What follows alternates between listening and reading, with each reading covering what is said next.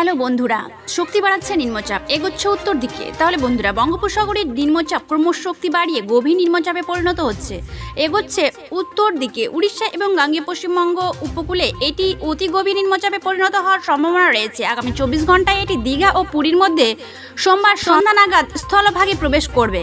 এরপর পশ্চিম ও উত্তর পশ্চিম দিকে এগোবে।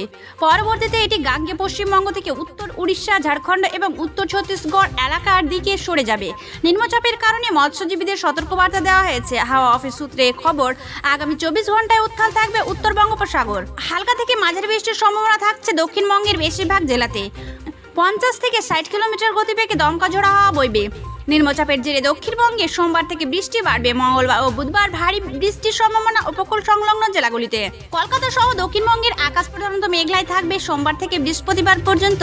মঙ্গলবার ভারী বৃষ্টির সম্ভাবনা বাঁকুড়া, পূর্ব ও পশ্চিম মেদিনীপুর, উত্তর ও দক্ষিণ 24 পরগনা এবং ঝাড়গ্রামে। বুধবার ভারী বৃষ্টির সম্ভাবনা রয়েছে পশ্চিম বর্ধমান, বীরভূম, মুর্শিদাবাদ, নদিয়া, হুগলি ও উত্তর 24 পরগনায়।